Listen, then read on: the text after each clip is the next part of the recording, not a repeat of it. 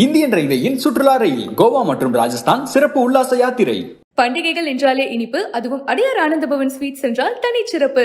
அடியார் ஆனந்தபவனின் விழாக்கால நல்வாழ்த்துக்கள். எப்பொழுதுமே நவராத்திரி வந்த உடனே தீபாவளி வரும். விஜயதசமி அன்று அவர் ராவணனை வென்று சீதையை மீட்டு கொண்டு ஒரே இருள் ராமர் வருகிறார்னு தெரிஞ்ச உடனே அயோத்தியில இருக்கக்கூடிய மக்கள் தீபம் ஏற்றி ஒளி சூழ இருந்ததாம் அயோத்தியா நகரமே. த ரிட்டர்ன் ஆஃப் ராமா அப்படின்னு சொல்றது தான். மனிதனாக இருந்து ஒரு அசுரனாக மாறினவன் தான் நரகாசுரன். அவன் பயங்கரமான ஒரு பலசாலி. பிரம்மாவை நோக்கி தபஸ் பண்றார். பிரம்மா என்ன வரம் வேணும் அப்படிங்கும் பொழுது பரமசிவனும் பார்வதி தேவியும் கைலாய மலையில் ஒன்றாக அமர்ந்திருந்து பிருங்கி மகரிஷியினுடைய நடனத்தை கண்டுகளித்தார்கள். பிருங்கி மகரிஷி தேவியை ஒருபோதும் வணங்குவது கிடையாது. பார்வதி தேவி ரொம்ப மனசுல ஒரு சோகத்தோட என்ன பண்றா, சிவபெருமான்கிட்ட போய் கேட்கிறா, என்ன வணங்காமல் சென்று விட்டாரே பிருங்கி, இதற்கு நான் ஏதாவது ஒண்ணு பண்ணணும்னு. அப்ப சிவபெருமான் சொல்றார்,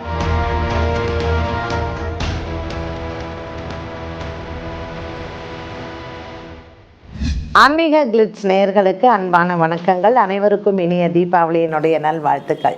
நவம்பர் மாதம் 12ஆம் தேதி 2023 ஞாயிற்றுக்கிழமை அன்று இந்த வருடம் தீபாவளியினுடைய பண்டிகை. தீபாவளி அப்படின்னாலே நமக்கு கிட்டத்தட்ட ஒரு 10 நாட்கள் இந்த விசேஷம் புது ட்ரெஸ் வாங்கிறது, குழந்தைகள் எல்லாம் பட்டாசு அப்படிங்கிற ஒரு விஷயம். பட் இன்னைக்கு காலத்தில் பார்த்திங்கன்னா அந்த பட்டாசு அப்படிங்கிறது நாள் இல்லைன்னா ஒரு 2 நாளைக்கு முன்னாடி தான் நம்ம அந்த சத்தத்தை கேட்குறோம். இயற்கை சுற்றுப்புற சூழ்நிலை காரணமாக இப்போல்லாம் பட்டாசு வெடிக்கிறதும் ரொம்ப குறைஞ்சிருச்சு. இந்த தீபாவளி பண்டிகையினுடைய தாத்பரியம் என்ன? பொதுவாக ஒரு தீபாவளினாலே புத்தாடை உடுத்தி இனிப்புகள் வழங்கி நம்ம மற்றவர்களுக்கும் இனிப்புகள் வழங்கி ஒரு பட்டாசு கொளுத்தி கொண்டாடக்கூடிய பண்டிகை. இனம் மதம் மொழிக்கு அப்பாற்பட்ட ஒரு பண்டிகைன்னு சொல்லலாம் இந்த தீப ஒளி. இதை தீபாவளி அப்படின்னு சொல்கிறோம். ஏன் தீப ஒளி வந்தது? இதனுடைய ஆரம்பம் என்ன? எந்த ஒரு விஷயத்திற்கும் ஒரு ரூட் காஸ் அப்படின்னு இருக்கும் இல்லையா? ஸோ இந்த பண்டிகை எப்படி ஆரம்பித்தது அப்படிங்கிறதுக்கு ஒரு சின்ன புராணங்களில் இருக்கக்கூடிய தகவல்கள் மற்றும் சொல்லக்கூடிய கதைகள். திரேதாயுகம் அப்படிங்கிறது ராமாயண காலம். இந்த திரேதாயுகத்தில் ராமர் நம்ம விஜயதசமி அப்படின்னு கொண்டாடுறோம் இல்லையா? ஸோ எப்பொழுதுமே நவராத்திரி வந்த உடனே தீபாவளி வரும். இந்த நவராத்திரி 9 நாட்களும் ராமன் ராவணனை வதம் பண்ணி அவருடன் போரிட்டு விஜயதசமியான 10வது நாள் ராவணனை வென்றார் ராமன். அந்த 10வது நாள் அந்த விஜயதசமிக்கு பிறகு ராமர், லக்ஷ்மணர், பரதன், சத்ருகனன் மற்றும் சீதை, விபீஷணர் இவங்க எல்லாருமே அயோத்தியைக்கு திரும்பி வராங்க. ராமரினுடைய பட்டாபிஷேகம் நடக்கிறது. ஸோ அயோத்தியை ராமர் போனதற்கு பிறகு 14 வருட காலமும் ஒரே இருள் சூழ்ந்து மக்கள் எதுவுமே அவங்க சாப்பிடாம என்னைக்கு எங்களுடைய ராமன் திரும்ப வருவான் அப்படிங்கிற ஒரு ஏக்கத்திலேயே இருந்தாங்க. விஜயதசமி அன்று அவர் ராவணனை வென்று சீதையை மீட்டு கொண்டு அவர் திரும்பி வந்தது இந்த ஐப்பசி மாதம் அமாவாசை அன்று. அப்போ இந்த ஐப்பசி மாதம் சூரியன் துலாம் ராசியில் நீச்சம் பெற்றிருக்கிறார். ஒரே இருள். ஸோ எப்போவுமே இந்த ஐப்பசி மாதம் பார்த்திங்கன்னா மழை காலமாக இருக்கும். அதிகமான இரவுகளும் குறைவான பகலுமாக இருக்கக்கூடிய இந்த இரவு பொழுதில் ராமர் வருகிறார்னு தெரிஞ்ச உடனே அயோத்தியில் இருக்கக்கூடிய மக்கள் தீபம் ஏற்றி ஒளி சூழ இருந்ததாம் அயோத்தியா நகரமே. எங்களினுடைய ராமன் திரும்ப வந்துவிட்டான் அப்படின்னு. So the return of Rama அப்படின்னு சொல்கிறது தான் the festival of lights, Deepavali அப்படின்னு சொல்கிறது. தீபங்களினுடைய ஒளியோடு புத்தாடை உடுத்தி இனிப்புகள் வழங்கி வான வேடிக்கைகள் வெடித்து ராமரை வரவேற்றார்கள் அயோத்தியில் இருக்கக்கூடிய மக்கள். இதை தீபாவளியாக கொண்டாடினார்கள். வருடம் அந்த நாளை எங்கள் ராமன் திரும்ப வந்தான் அப்படின்னு சொல்லி தீபாவளி தொடங்கிய காலம் அது. ஸோ திரேதாயுகத்தில் அது. அடுத்தது துவாபரா யுகத்தில் கிருஷ்ணர். இந்த நரகாசுரன் அப்படிங்கிறவன் நரக சதுர்த்தசின்னு நம்ம கொண்டாடுகிறோம் இந்த தீபாவளி. நரகாசுரன் யார் அப்படின்னு பார்த்தீங்கன்னா வராகருக்கும் பூமி பிராட்டிக்கும் பிறந்த மகன்தான் நரகாசுரன். நரன் அப்படின்னா மனிதன், அசுரன் அப்படின்னா அவன் ஒரு மிருக குணம் கொண்டவன். ஸோ நரகாசுரன் அப்படின்னா மனிதனாக இருந்து ஒரு அசுரனாக மாறினவன் தான் நரகாசுரன். அவன் பயங்கரமான ஒரு பலசாலி. வராகருக்கு பிறந்த இந்த மகன் பிரம்மாவை நோக்கி தபஸ் பண்ணுறார். பிரம்மா என்ன வரம் வேணும் அப்படிங்கும் பொழுது, பூலோகத்தில் நான் நிரந்தரமாக இருக்கணும், எனக்கு சாவே இருக்கக்கூடாதுன்ற வரமை கேட்குறார். பிரம்மா சொல்கிறார், அப்படி ஒரு வரத்தை கொடுக்கவே முடியாது, யார் பூலோகத்தில் பிறந்தாலும் அவர்களுக்கு இறப்பு என்பது கண்டிப்பாக இருக்கணும்னு. அப்போனா எனக்கு என் தாயாரின் கையால் எனக்கு இறப்பு இருக்கணும்னு சொல்லி வரத்தை வாங்குகிறார். நரகாசுரன் என்ன நினச்சிக்கிறான், எந்த அம்மாவாவது பிள்ளைய கொல்லுவாளா அப்படின்னு. ஆனால் பூமி பிராட்டி என்னவா அவதாரம் எடுக்கிறார்? கிருஷ்ண அவதாரத்தில் சத்யபாமாவாக அவதாரம் எடுக்கிறார். ஸோ கிருஷ்ணரோட இருக்கக்கூடிய சத்யபாமாட்ட நரகாசுரனை வதம் பண்ணக்கூடிய பொறுப்பை கிருஷ்ணர் சத்யபாமாட்ட கொடுக்கிறார். சத்யபாமாவின் கையால் அந்த அம்பை எய்தி இந்த நரகாசுரனினுடைய முடிவு ஏற்படுகிறது. ஸோ நரகாசுரன் செத்து போகும்பொழுது அவனினுடைய அந்த இறப்பில் அவன் பெருமாள் கிட்ட கேட்டது என்ன? கிருஷ்ணர்கிட்ட, என்னுடைய இந்த இறப்பை மக்கள் தீப ஒளியாக ஏற்றி இதை கொண்டாட வேண்டும், இனிப்புகள் வழங்கி வான வேடிக்கையோடு என்னுடைய இறப்பை கொண்டாடணும்னு. உடனே கிருஷ்ணர் என்ன பண்ணுறார், அருகாமையில் இருந்த ஒரு புனித நதி யமுனை, நல்ல ஒரு எண்ணெயை தலையில் வச்சு தான் செய்த பாவம், ஒரு அசுரனை கொன்ற பாவம் போகணும் இல்லையா, அதனால் அவர் செத்து போன உடனே இதை செய்கிறார். அதனால தான் நம்ம தீபாவளி அன்று காலை எண்ணெய் ஸ்நானம் செய்து கங்கா ஜலத்தில் நீராடுகிறோம். எந்த ஒரு நதியாக எந்த ஒரு நீருமே நம்ம என்ன சொல்கிறோம், அதை கங்கை அப்படின்னு தான் சொல்கிறோம். ஏன்னா நீர் புனிதமானது. ஸோ கங்கையில் ஸ்நானம் பண்ணுறது, இல்லை நம்ம வீடுகளில் அன்றைய நாளில் ஸ்நானம் பண்ணுறது, இந்த கங்கா ஸ்நானம் அப்படிங்கிறது அதில் ஏற்பட்ட ஒன்று தான். அதற்கு பிறகு நம்ம செய்யக்கூடிய தின்பண்டங்கள், நம்ம வணங்கக்கூடியதெல்லாம் அவரவர்கள் சம்பிரதாயப்படி மாறினது. வழக்கம் என்பது தீபாவளியை கொண்டாடக்கூடியது இதுதான். அதற்கு அடுத்த காலகட்டத்தில் பார்த்திங்கன்னா, இந்த தீபாவளி போது நோன்பு அப்படின்னு நிறைய பேர் எடுத்துக்குவாங்க. இதை கேதார கௌரி விரதம் அப்படின்னு சொல்கிறோம். அதே போல் கந்த புராணத்திலேயும் முருகப்பெருமான் இந்த அமாவாசை தினத்தில் தான் சஷ்டி ஆரம்பமாகி சூரபத்மனை 6 நாட்கள் அவர் போரிட்டு 6வது நாள் அந்த சஷ்டி அன்று சூரனை சம்ஹாரம் செய்து 7வது நாள் இந்திரனின் மகளான தெய்வானையை திருக்கல்யாணம் பண்ணிக்கிறாரு. ஸோ நம்ம ஒரு எல்லா புராணங்கள், கந்த புராணம், விஷ்ணு புராணம், சிவபுராணம், இதிலெல்லாம் எடுத்து பார்த்தோம்னா இந்த ஐப்பசி அமாவாசை அவ்வளோ ஒரு முக்கியமான ஒன்றாக இருக்குது. கேட்ட வரங்களை கொடுக்கக்கூடிய ஒன்றாக இந்த அமாவாசை திகழ்கிறது. அதனால் இந்த அமாவாசையில் கேதார கௌரி விரதம் பண்ணுறாங்க. பரமசிவனும் பார்வதி தேவியும் கைலாய மலையில் ஒன்றாக அமர்ந்திருந்து பிருங்கி மகரிஷியினுடைய நடனத்தை கண்டுகளித்தார்கள். உடனே சிவபெருமான் என்ன சொல்றார், பிருங்கி மகரிஷி பிரமாதமாக இந்த நடனத்தை ஆடினாய் அப்படின்னு உடனே அவர் ரொம்ப மனம் மகிழ்ந்து சிவபெருமானை மட்டும் வணங்கி விட்டு சென்றார். ஏன்னா பிருங்கி மகரிஷி தேவியை ஒருபோதும் வணங்குவது கிடையாது. அது தேவிக்கு ரொம்ப மனசுல என்னடா இந்த ஒரு இவ்வளோ பெரிய சபையில நம்மளை அவமானப்படுத்திட்டாரே, நமக்கு ஒரு முக்கியத்துவம் கொடுக்கலையேன்னு பார்வதி தேவி ரொம்ப மனசில் ஒரு சோகத்தோடு என்ன பண்ணுறா, சிவபெருமான்கிட்ட போய் கேட்குறா. எல்லாரும் அமர்ந்திருக்கிறாங்க இந்த மலை கைலாயத்தில், அதுவும் சபையில், என்ன வணங்காமல் சென்று விட்டாரே பிருங்கி, இதற்கு நான் ஏதாவது ஒன்று பண்ணணும்னு. அப்போ சிவபெருமான் சொல்கிறார், என்னுள் நீ பாதி அப்படிங்கிறத உலகத்துக்கு தெரிவிக்க வேண்டிய பொறுப்பு உன்னோடது. அதனால் பூலோகத்திற்கு சென்று இதற்கான வழியை தேடுன்னு சொல்லிடுறார் சிவபெருமான். பார்வதி தேவி பூலோகத்திற்கு வராங்க. எங்கே வராங்க? கேதார்நாத், இப்போ இருக்கக்கூடிய கேதார்நாத். ஸோ கேதாரம் அப்படின்னு சொன்னாலே வயல், பசுமையான இடம்னு அர்த்தம். பார்வதி தேவி அங்கே வந்த உடனே கௌதம மகரிஷியினுடைய குடில் அங்கே இருக்குது. அப்போ அவர் பார்க்குறார், என்னடா திடீர்னு பசுமையாயிடுச்சு இந்த இடம், யார் வந்திருக்கா அப்படின்னு பார்க்கும் பொழுது அம்பிகை வந்ததை அவர் பார்க்கிறார். சரி, உனக்கு என்ன வேண்டும் வாருங்கள் அப்படிங்கும் பொழுது அம்பிகை சொல்கிறா, சிவனுடைய முக்கியத்துவம் எனக்கும் கிடைக்கணும், சிவனை மட்டும் பிருங்கி மகரிஷி வணங்கி விட்டு போயிட்டார். ஸோ இதை என்னை இதுக்கான வழியை தேட சொன்னார். நான் என்ன பண்ணால் எனக்கு சிவனுடைய பாதி உடம்புல எனக்கு கிடைக்கும் அப்படின்னு உடனே இருக்கக்கூடிய வேத நூல்கள், இருக்கக்கூடிய அத்தனை சாஸ்திரங்கள்லையும் கௌதம மகரிஷி படிக்கிறார். அதில் படித்து என்ன சொல்கிறார், புரட்டாசி மாதம் மாகாளி அமாவாசைக்கு பிறகு வரக்கூடிய அஷ்டமி திதியிலிருந்து இந்த தேய்பிரையில் இருக்கக்கூடிய சதுர்தசி 21 நாட்கள் நீ விரதம் இருக்கணும். ஒரு சிவலிங்கத்தை பிடித்து 21 வகை கனிகள், 21 வகை பலகாரங்கள், 21 வகை மலர்கள், இப்படி எல்லாமே நீ 21ஆக வைத்து சிவபெருமானை நீ பூஜை செஞ்சேனா அந்த பூஜைக்கு பலன் வந்து சிவனினுடைய ஒரு பாதியாக நீ எடுத்துக்கொள்ளலாம்னு சொல்லி சக்திக்கு கௌதம மகரிஷி சொல்கிறார். அதற்கு பிறகு சக்தி தேவி என்ன பண்ணுறா, இப்படி நான் சிவலிங்கத்தை எங்கே பிடிக்கிறதுனா அங்கே இருக்கக்கூடிய பனிகட்டிகள்லேயே சிவலிங்கத்தை பிடித்து அந்த பசுமையான இடத்துல அவள் அமர்ந்து பூஜையை ஆரம்பிக்கிறாள். எப்போ நமக்கு வந்து நவராத்திரி வருது பாருங்கள், அந்த அஷ்டமியில், அந்த அஷ்டமி அன்று அந்த பூஜையை ஆரம்பித்து இந்த கேதார கௌரி விரதம்ங்கிறது 21 நாட்கள் இந்த தேவி வந்து பண்ணுறா. அப்போது சிவலிங்கத்தின் மேல் ஒரு மஞ்சள் நூலில் ஒவ்வொரு நாள் விரதத்தும் போதும் ஒரு முடிச்சு போடுறா. 21 நாட்கள் அந்த 21 முடிச்சு போட்டு அந்த 21வது நாள் முடிஞ்ச உடனே சிவபெருமான் அவளினுடைய பூஜையில் மகிமையில் அவ முன்னாடி வந்து உனக்கு என்ன வரம் வேண்டும்னு கேட்டு உலக மக்கள் வந்து நீ அன்றி நான் இல்லை, நான் இன்றி நீ இல்லை, அதனால் நம்ம 2 பேருமே ஒன்று தான் அப்படின்னு சொல்லி சிவனினுடைய இடபாகத்தை பார்வதி தேவிக்கு கொடுக்கிறார்.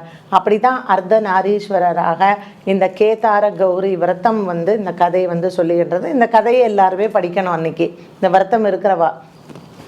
ஸோ இன்றைக்கி கலியுகத்தில் அந்த விரதமான பூஜை எப்படி மாறிடுச்சு அப்படின்னு பார்த்தீங்கன்னா, இந்த முடிச்சு போடுறதெல்லாம் இல்லை. அந்த நோன்பு சரடை கொண்டு போய் கோவிலில் கொடுத்து அந்த பலகாரத்தோடு கொடுத்து அங்கே சாமிகிட்ட வச்சு எடுத்துகிட்டு வராங்க. கணவன்மார்கள் மனைவிக்கு வந்து அதை கட்டி விடுறதாக ஒரு ஐதீகம். ஸோ இது வந்து பரம்பரையாக இந்த விரதம் இருக்கிறவங்க வந்து எடுத்து கொடுக்கறதான். இதில் அதிரசம் கண்டிப்பாக செய்வாங்க. இதில் செய்யக்கூடிய பலகாரங்கள் எல்லாம் இன்றைக்கி வந்து ஒவ்வொருத்தர் அவங்களுடைய வழக்கப்படி அதை மாற்றிக்கிட்டாங்க.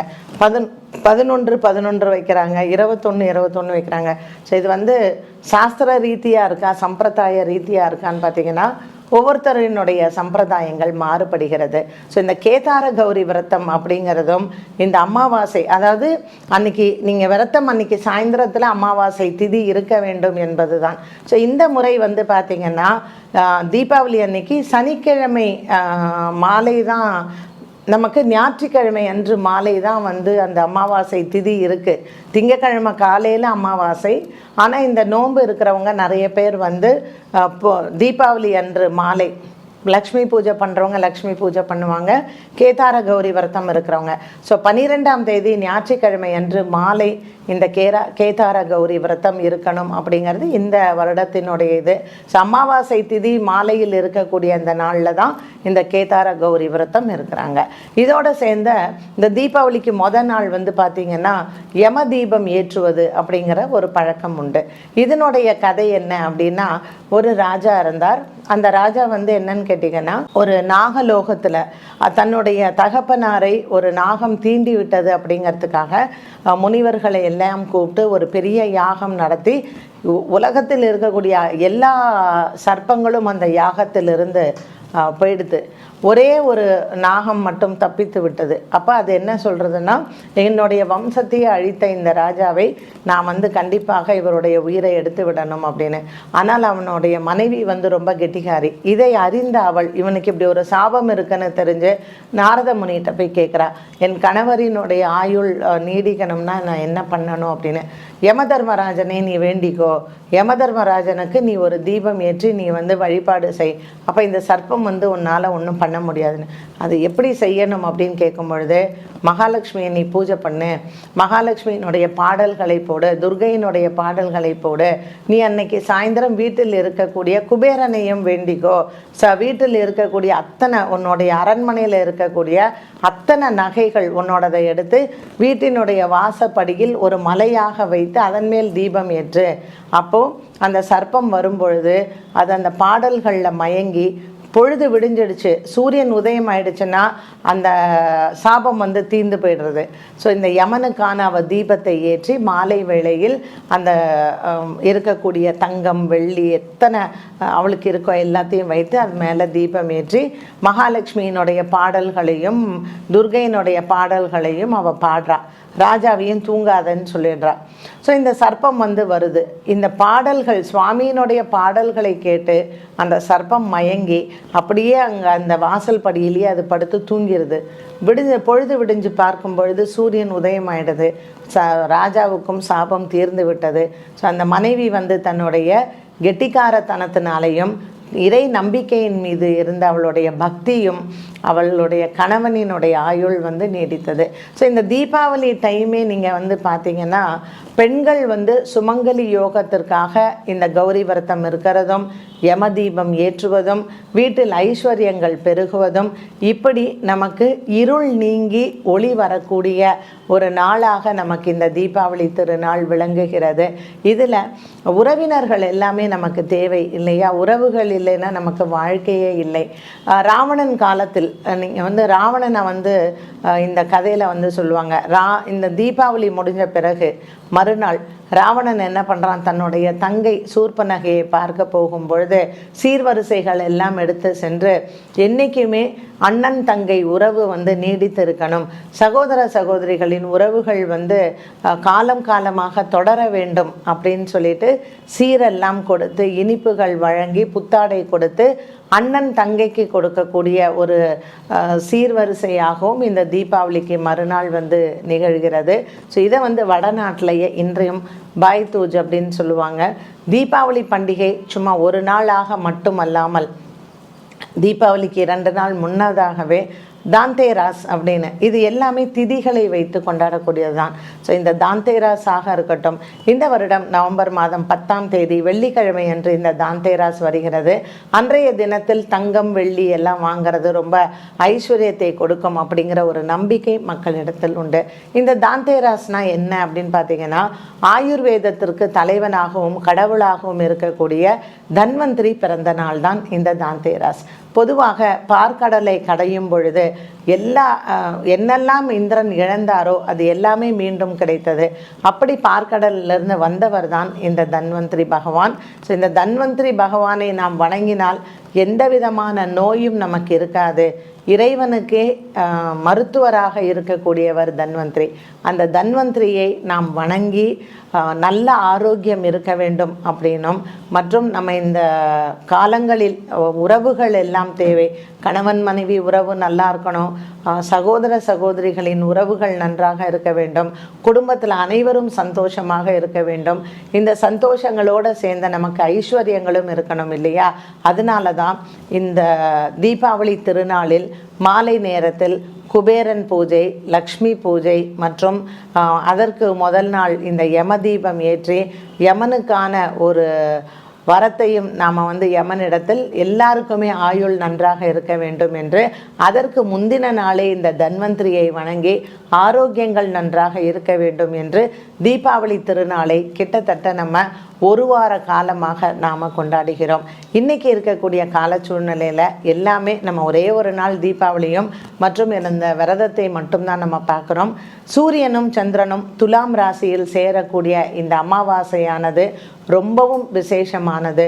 குலதெய்வ பிரார்த்தனைகள், மகாலட்சுமியினுடைய பிரார்த்தனை, குபேரனினுடைய பிரார்த்தனை, தன்வந்திரியை வணங்குவது, இப்படி முருகப்பெருமானுக்கு சஷ்டி துவக்கம், இது அனைத்துமே வந்து பார்த்திங்கன்னா ரொம்ப ரொம்ப ஒரு முக்கியமான ஒரு விழாவாக இந்த தீபாவளி திருநாள் நாம் கொண்டாடுகிறோம். ஸோ இந்த தீபாவளி அன்று எல்லா விதமான ஐஸ்வர்யங்களும் அஷ்ட ஐஸ்வர்யங்களும் நம்மிடத்தே வரணும் அப்படிங்கிற பிரார்த்தனையை தான் நாம் வந்து குலதெய்வத்திடம் வைத்து மற்றும் பித்ருக்களுக்கு இந்த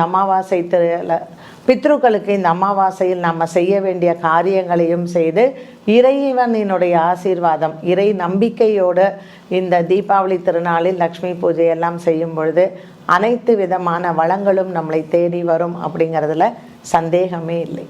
இவ்வளோ நேரமும் நம்ம யுகங்கள் கண்ட தீபாவளியாக நிறைய வந்து பார்த்தோம். ஒவ்வொரு யுகத்திலையும் எப்படி தீபாவளி கொண்டாடுறோம் அப்படிங்கிறத, அது மட்டும் இல்லாமல் இன்றைக்கு இருக்கக்கூடிய கால சூழ்நிலைகளில் எல்லாமே சுருக்கி ஒரே நாளில் கௌரி விரதம், லக்ஷ்மி பூஜை, குலதெய்வ பிரார்த்தனை எல்லாத்தையுமே ஒரே நாளில் தான் செய்கிறோம்.